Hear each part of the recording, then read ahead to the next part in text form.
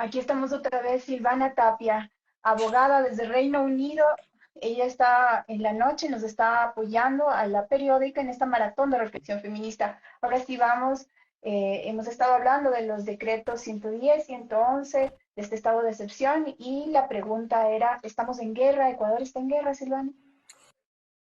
Bien, bueno, retomando un poco las ideas que había empezado a compartir, creo que la utilización de la palabra guerra desde el lado del gobierno no tiene una intención, primero, en principio no ha sido muy clara cuál ha sido la intención, pero según han ido pasando los días, nos hemos dado cuenta que está sirviendo para justificar una serie de estrategias que está desplegando el gobierno. Una, por ejemplo, ha sido el aumento del IVA, pese a que la narrativa del gobierno ha sido bastante errática en ese sentido, porque primero se nos hablaba del aumento del IVA para cubrir gastos de guerra, sabiendo luego que, bueno, desde las Fuerzas Armadas se ha aclarado a algunas personas, no necesariamente en representación de la institución, pero personas que conocen han hablado de que el presupuesto de las Fuerzas Armadas es un presupuesto dado, cubierto, ¿no? O sea, no habría una necesidad de adicionar más gastos. Luego ya hemos visto al ministro de Finanzas hablar sobre el hecho de que hasta se podría poner en peligro la dolarización, de no subirse el IVA, que no se podría pagar nómina para servidores públicos. Y Pensiones de jubilados.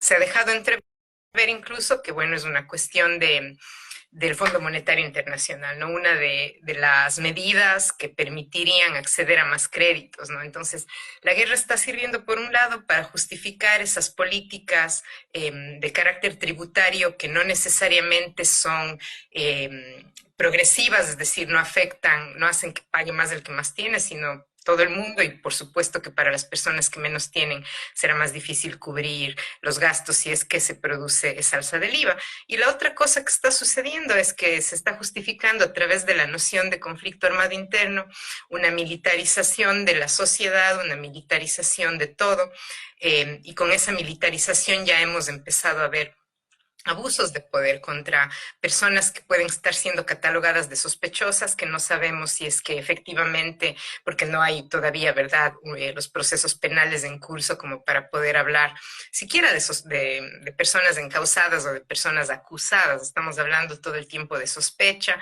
y sabemos también, por información que desde Ecuador muchas compañeras han compartido, que existen abusos preocupantes al interior de los centros de privación de la libertad. Entonces, creo que estamos viendo ya cómo se despliega el uso político de la palabra y no ha sido realmente el uso de la palabra para proteger a la población civil, que es el sentido que tendría el conflicto armado no internacional, si es que lo estuviéramos empleando en el marco del derecho internacional humanitario. Silvia, Silvia Tapia, abogada desde Reino Unido, nos acompaña en esta maratón de reflexión feminista de la periódica. Se habla mucho de este plan Fénix y cada ciertos días, cada día, cada 2 días, se nos informa desde las cuentas de la fuerza pública de los logros, ¿no? Se habla justamente de terroristas, hemos detenido a terroristas, son 2 terroristas y vemos, tienen algunas cosas, nos ha llamado la atención, hemos visto con dolor, aunque se critica mucho sentir consideración y por ciertos abusos que se ve. Por ejemplo, veíamos a unos militares que al parecer estaban sometiendo a un joven, le obligaban a comer un plátano y a que se maquille. O sea, es una burla hacerle, pisoteando su dignidad humana. ¿Cuál es el procedimiento en estos casos? ¿Cuál debería ser el procedimiento si es que encuentran a supuestos terroristas, digamos, la fuerza pública, para cumplir con el debido proceso, en los allanamientos también? ¿Qué es lo que, cuáles pasos, cuáles son las reglas, cuál es lo permitido en estos momentos, en estos casos, ahora que estamos con estos 2 decretos? Es que justamente se genera una serie de confusiones con la idea de que nos encontramos en una situación de guerra, pero incluso si es que fuera el caso que se trate de un conflicto armado no internacional, ¿verdad? No se pierde por ello las garantías básicas y fundamentales del debido proceso y los principios básicos de derechos humanos también. Entonces, eso quiere decir que la fuerza pública no puede excederse. Quiere decir que todas las degradaciones, vejaciones, humillaciones que hemos estado viendo están por fuera de la ley, o sea, no son parte en ningún momento de aquello que están autorizadas a hacer las Fuerzas Armadas en este caso, o la policía, cualquiera de las agencias estatales que tienen el poder coercitivo del Estado. Ahora, el problema aquí justamente es que este enemigo en este conflicto armado del que se está hablando desde el gobierno es un enemigo muy difuso. Podríamos identificar como terroristas a los grupos que están nombrados en el decreto, ¿verdad? Pero ¿cómo identificamos exactamente a quién forma parte de ese grupo? Y cuando decimos terroristas, ¿qué estamos queriendo decir? Estamos queriendo decir que se puede atacar a un blanco sin absolutamente ningún límite, porque parecería ser que ese es el mensaje que se nos está queriendo enviar.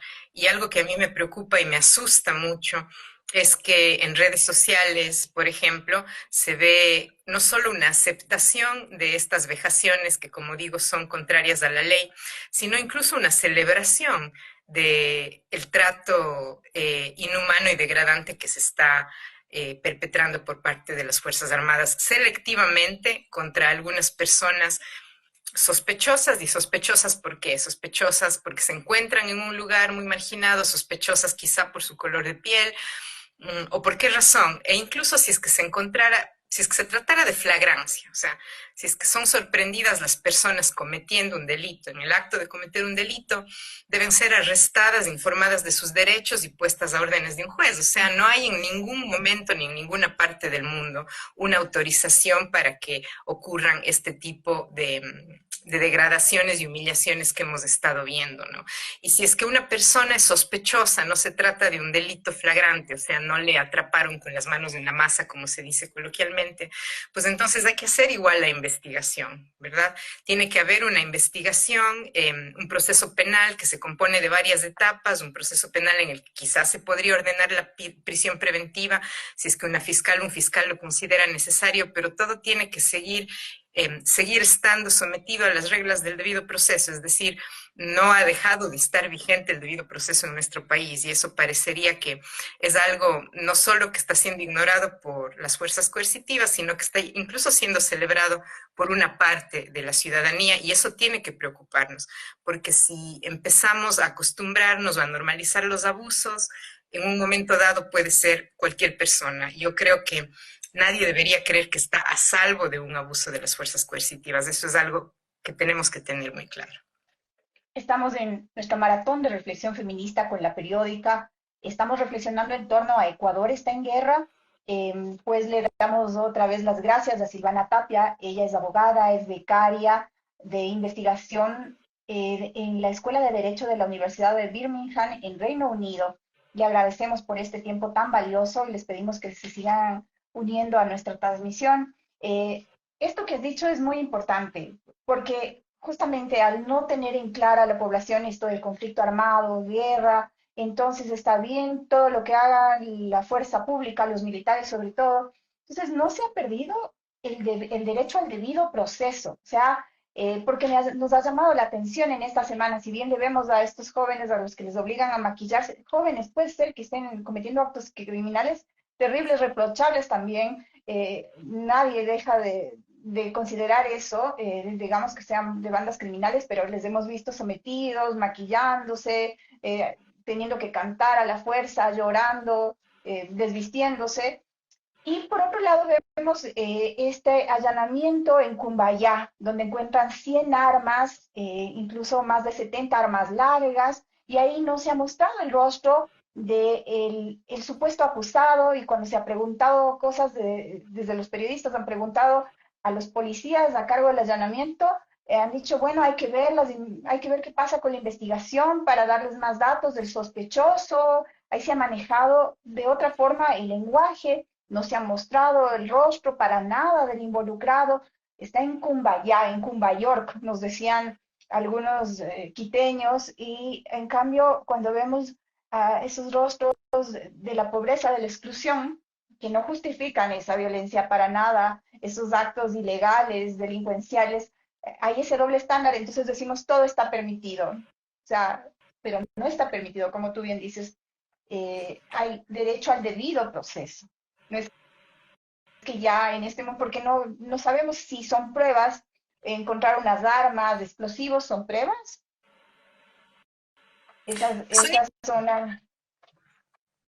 son indicios. Ahora, claro, algo que sí cabe tener en cuenta aquí es que a lo mejor podría dar la impresión, al circular estas imágenes de arrestos, de cacheos y estas vejaciones de las que hemos hablado, de que hay acción, de que algo está pasando, de que está respondiendo el Estado, y eso a lo mejor a un sector de la ciudadanía le da algún tipo de alivio o seguridad o de que por lo menos algo se está haciendo. Pero yo sí creo que es importante para toda la ciudadanía tener en cuenta que lo que verdaderamente es el motor del narcotráfico es un negocio. Lo que verdaderamente es el motor del crimen organizado es una suerte de empresariado, ¿verdad? O sea, es el dinero. Ujú. Entonces, podrán hacerse todos los arrestos que se quieran a personas que están, digamos, que son los últimos eslabones de la cadena o que se encuentran en la base de una pirámide, en cuya cúspide están no solamente los cabecillas de las bandas del Ecuador, sino también los grandes capos de los carteles y de las mafias transnacionales. Y que mientras siga habiendo un negocio para esas personas, mientras sigan ingresando armas al Ecuador para mantener con fuerza a las organizaciones criminales, mientras sigan ingresando armas a las prisiones, mientras se siga lavando el dinero, mientras se sigan enriqueciendo los bancos a través de los activos que ingresan del narcotráfico, vamos a continuar teniendo este problema.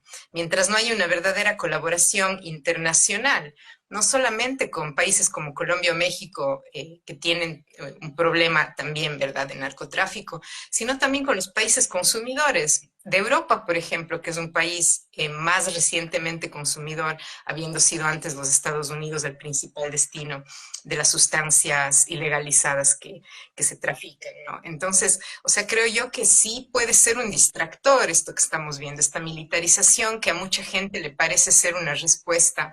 Y claro, no es de extrañarse que ante la ausencia de respuestas casi total en el régimen, en el gobierno anterior, la gente ahora diga, bueno, por lo menos ahora algo está haciéndose, pero por favor no perdamos de vista que no se está desmantelando el negocio. En este momento lo que se está haciendo es ir contra los eslabones más débiles de la cadena, como decía, ¿no? Entonces creo que no tenemos que perder eso de Tan vista. importante estas reflexiones de Silvana Tapia desde Reino Unido. Gracias por este tiempo en nuestra maratón de reflexión feminista de la periódica.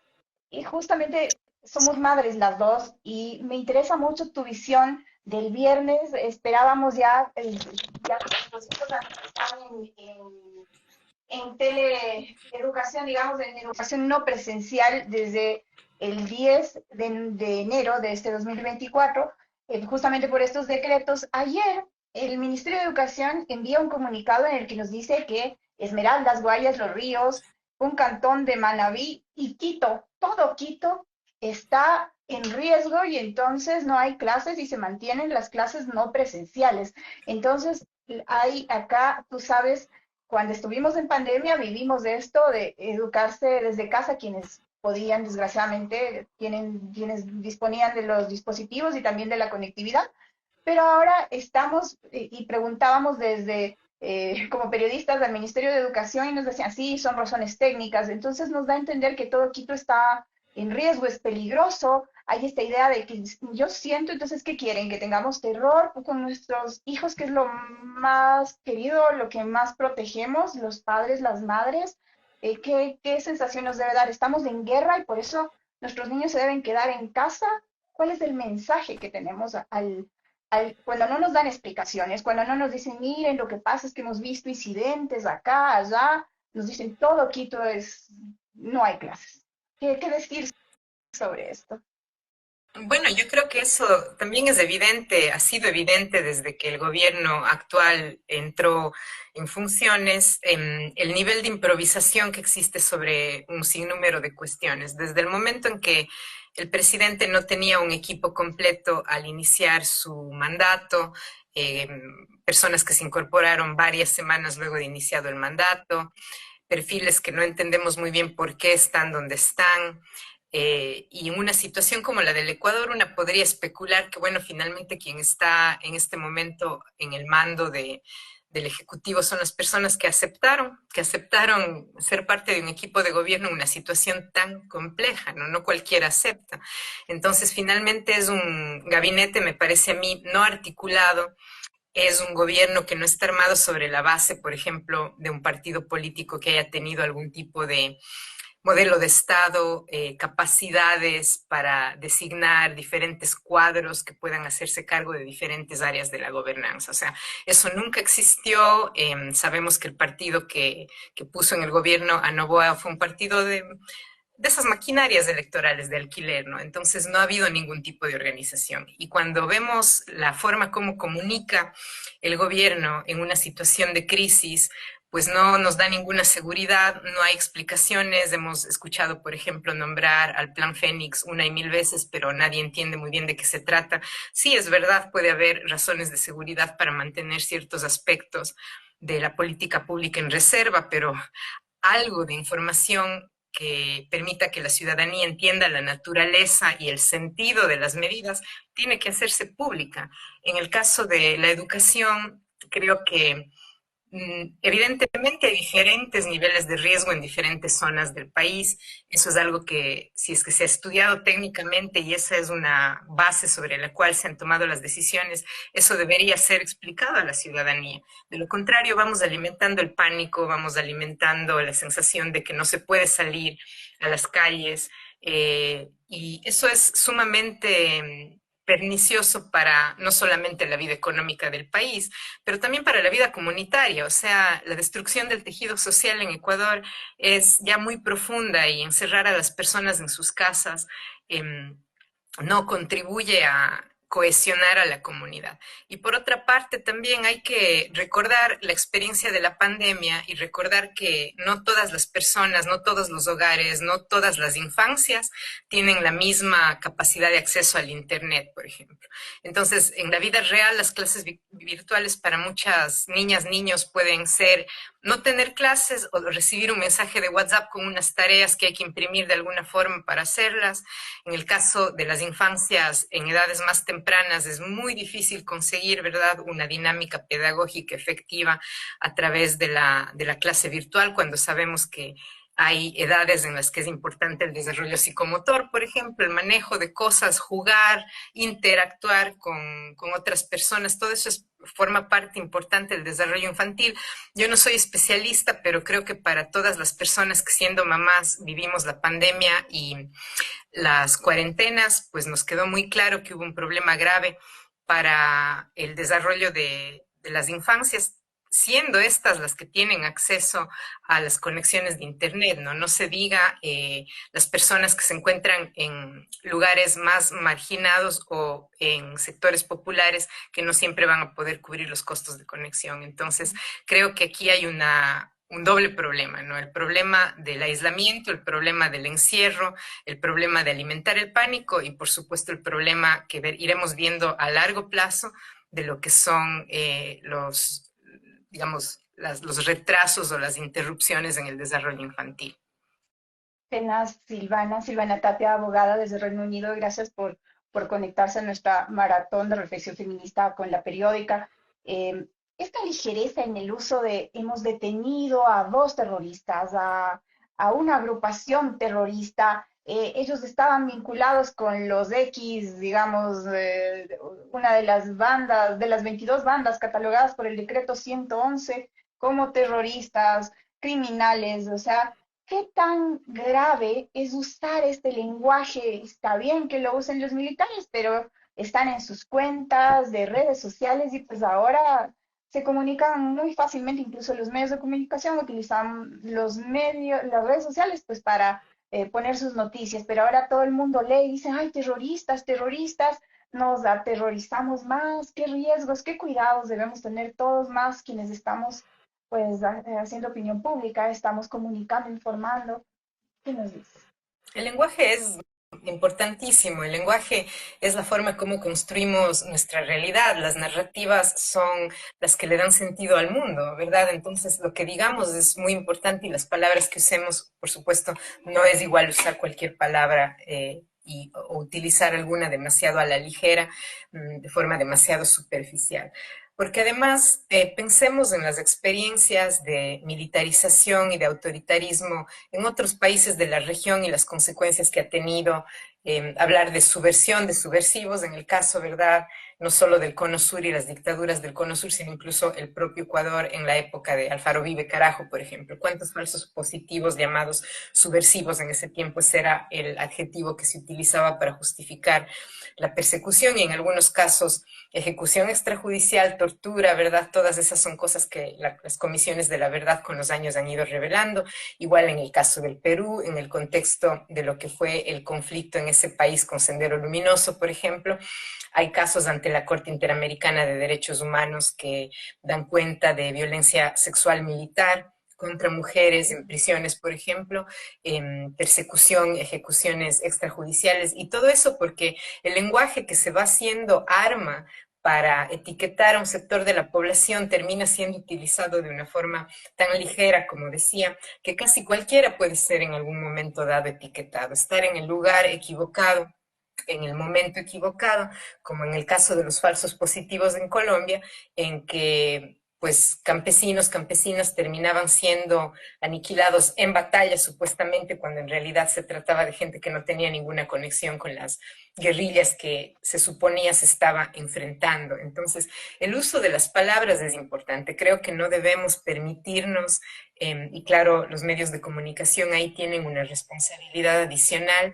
el uso indiscriminado de estas palabras, sobre todo ante la ausencia de procesos penales, de sentencias, de indicios incluso, ¿verdad?, para poder saber que una persona u otra está verdaderamente en conflicto con la ley, ha perpetrado realmente algún delito, porque como digo, o sea, creo que el problema para muchas personas que a lo mejor se sienten que son las buenas frente a los malos, ¿no? Este binarismo, esta polarización, al sentirse, no, nosotros somos los buenos, nunca nos va a pasar nada, los militares no van a venir contra nosotros, eso no es así. O sea, la militarización de un área, de un país, en este caso, pone en peligro a todas las personas, y la forma como nos referimos a la sociedad civil es importante porque son etiquetas, como digo, que una vez que se vacían de contenido y se utilizan indiscriminadamente, pueden ser aplicadas para, a cualquier persona.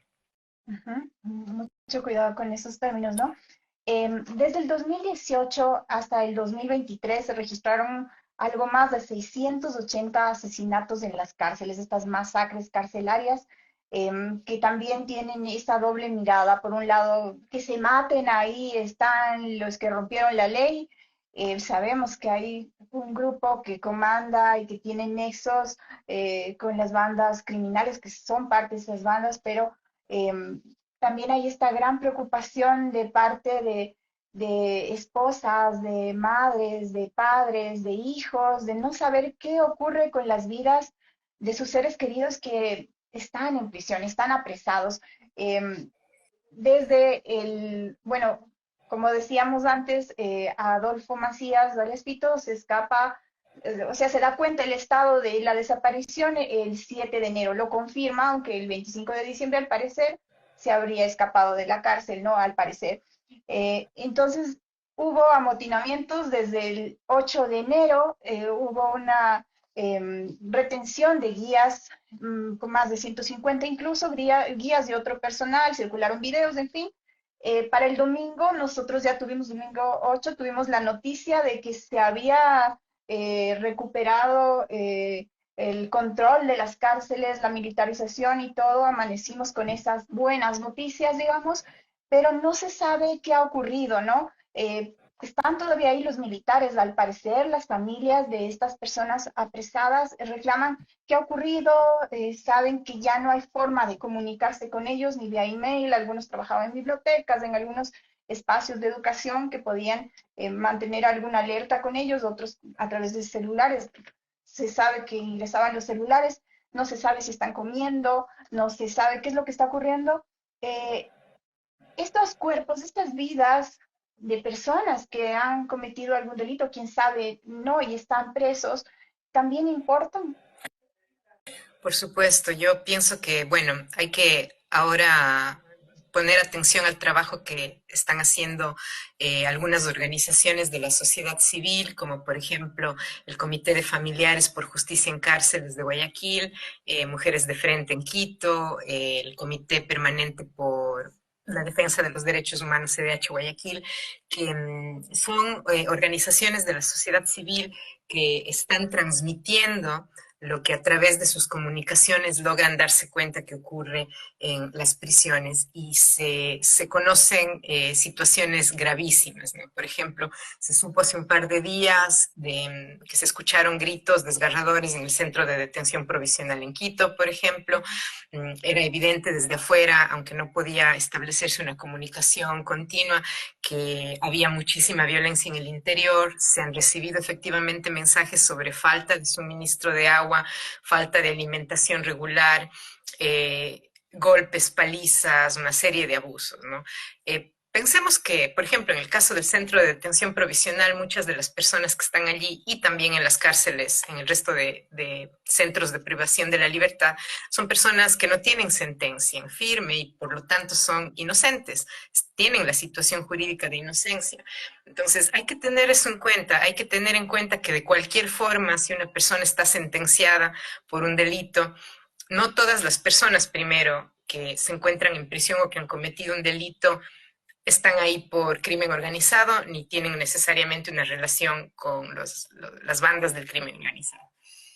Desgraciadamente, el Estado ha perdido el control de las cárceles eh, y sabemos que las cárceles en el Ecuador no están organizadas según criterios técnicos de nivel de peligrosidad, por ejemplo, sino según pertenencia a las bandas que controlan pabellones, por ejemplo. Y eso hace que incluso si una persona no tiene una relación con ninguna banda y es encarcelada por cualquier delito, que puede ser un delito no violento incluso, ¿verdad?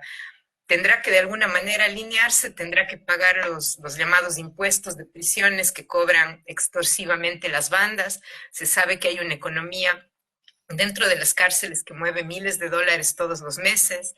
Y todo esto es una situación que es violenta no solamente contra las personas sentenciadas que están en las prisiones, sino, como tú bien decías, contra hermanas, madres, hijas, esposas, parejas, amistades, etcétera, que son las personas que tienen que finalmente ocuparse de conseguir los recursos para poder de alguna forma intentar asegurar que sus seres queridos se mantengan con vida adentro.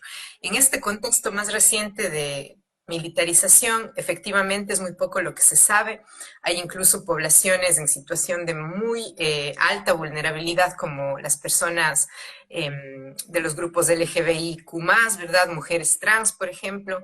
Desde las compañeras de Vivir Libre en Guayaquil también han llegado varios mensajes sobre abusos contra personas de la población queer, ¿no? De la población sexogénero diversa dentro de las prisiones. Entonces, es una situación, yo diría, que podría fácilmente desencadenar ya un desastre humanitario si es que no hay servicios básicos dentro de las prisiones, no hay alimentación, hay violencia, palizas, vejaciones.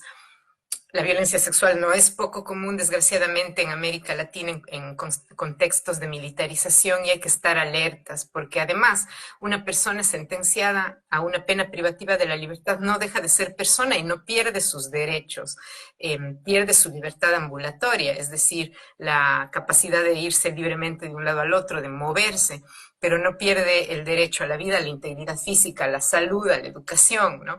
Entonces yo creo que si es que perdemos nuestra capacidad de apreciar el derecho a vivir dignamente que tiene cualquier ser humano y cualquier ser sintiente, ahí esa deshumanización es sumamente peligrosa y vamos a encontrarnos en una situación que ya está dando lugar a discursos que suenan a neofascismo, ¿no? Entonces es Ujú. importante mantener la alerta, mantener la humanidad, mantener la solidaridad, y preocuparnos y dolernos y solidarizarnos con las personas que están sufriendo, como digo, no solo adentro, sino afuera también de las prisiones. Muy bien.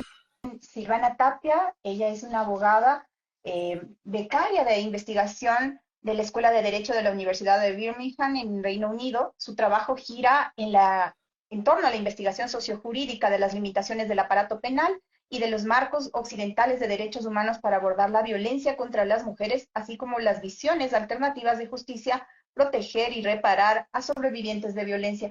Estamos en nuestra maratón de reflexión feminista desde la periódica. Gracias, Silvana.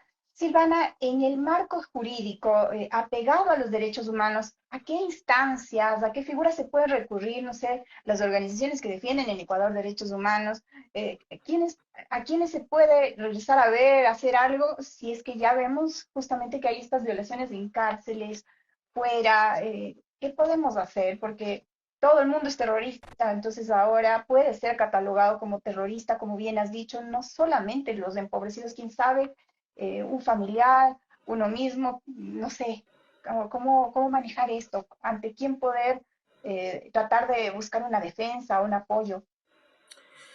Justamente esa es la gravedad del problema cuando empezamos a normalizar la idea de que hay un sector de la población que no tiene derechos y se merece cualquier tipo de violencia, porque en el momento en que nos pase a nosotras o a una persona cercana, eh, ¿a quién vamos a recurrir si no hay una sociedad civil solidaria que pueda juntarse y hacer frente a los abusos del Estado, ¿no? Institucionalmente hablando, pues la Defensoría del Pueblo tendría que ser obviamente una institución presente y yo, al menos desde donde he podido ver, no he podido percibir una acción, digamos, significativa de la Defensoría del Pueblo, pese a que se les etiqueta en las publicaciones que se hacen en redes sociales sobre los abusos que están ocurriendo, ¿no? Quisiera realmente pensar que va a haber una activación mayor de la Defensoría del Pueblo. Pero dentro de lo que es el propio gobierno central hay ministerios que tendrían que estar a la orden, como el Ministerio de la Mujer y Derechos Humanos, ¿verdad? Que también parece que está brillando por la ausencia. Y finalmente las cortes, o sea, las acciones de protección constitucional que se presenten tendrían que resolverse de forma rápida, habeas corpus, etcétera, tendría que poder resolverse de forma rápida. Lamentablemente, hemos visto también que hay una penetración de corrupción en el aparato administrador de justicia, en el propio gobierno, y sobre todo que en esta situación de militarización es como golpear una puerta que ya está blindada, ¿no? Porque es como que el Estado que nos debería defender es el que nos está atacando y ese es el problema de las situaciones de militarización como la que estamos viviendo. Y por esa razón muchas veces terminan siendo las instancias internacionales las que abordan problemas que ya agravados en situaciones como estas, porque son los estados los que son condenados a nivel internacional. Cuando se trata de una violación de derechos humanos por parte del Estado, pues como digo, estamos en la difícil situación en que la misma entidad que debería mantenernos a salvo, cuidarnos, proveernos de lo que necesitamos para vivir dignamente, es la entidad que está vulnerando los derechos. Entonces es una situación muy peligrosa e insisto, lejos de celebrar la violencia que estamos viendo ejercida por las fuerzas coercitivas del Estado, debería preocuparnos porque esa violencia se expande, pone en riesgo a todas las personas y es muy difícil conseguir protección de parte de ese mismo aparato que es el que está ejerciendo la violencia. En este momento en que supuestamente estamos, Ecuador está en guerra, en conflicto con estos grupos de delincuencia organizada, estos 22 grupos, digamos, de alguna forma, eh, la gente podría pensar que, bueno, ahora voy a tener al militar en la esquina de mi casa, acá mismo donde estamos en la floresta hemos visto unos robos terribles con armas, disparos en cafeterías y todo. En otros sectores del norte y sur de Quito, del centro, también se habla de vacunadores, de la extorsión, como sabemos, como las organizaciones que estudian el crimen organizado han dicho, han crecido exponencialmente en Ecuador las extorsiones, las vacunas. Si no pagas, te matan, decía un informe que del año anterior, del 2023. No podemos confundirnos, Silvana, no es que ya ya antes se decía el policía un amigo, ahora el militar un amigo, vamos a evitar estas extorsiones, estos robos, esta delincuencia común gracias a los militares o esto es otra cosa. Ellos están en estos operativos buscando terroristas, digamos. Eh, claro, el problema es la confusión en el sentido de que ya vemos como que un poco borroso el límite entre lo que haría normalmente la policía en una situación, entre comillas, normal. La policía es quien debe mantener ese orden adentro del país y la función normal nuevamente de las Fuerzas Armadas es la seguridad externa, ¿no? O sea, mirar hacia afuera, hacia las fronteras, hacia los límites marítimos, etcétera. Entonces, en el momento en el que tenemos la situación de militarización y las Fuerzas Armadas se despliegan dentro del territorio nacional, no se trata de un aparato, no se trata de una entidad entrenada para hacer lo que hace la policía. Entonces, no es que las Fuerzas Armadas tienen, por ejemplo, un departamento como la Policía Judicial que va a poder hacer investigación. Eh, Ciertamente no creo yo que en este momento la intervención de los militares está orientada a evitar las extorsiones y las llamadas vacunas que están amenazando todo el tiempo a la población, ¿no? Y que es un problema serio. Pero además, incluso en el caso de la policía, que sí es la entidad que debería estarse haciendo cargo de esto, el problema grave es la penetración del capital y de personas relacionadas con el crimen organizado, de tal manera que tampoco podemos esperar necesariamente que esa sea de forma transparente, ¿verdad?, la meta de la policía, porque seguramente habrá un sector de la policía, como ya se ha sugerido en algunas investigaciones, que estará inmiscuido en la economía de las extorsiones, en la economía de las vacunas, en la economía de esta violencia que también es económica, ¿no?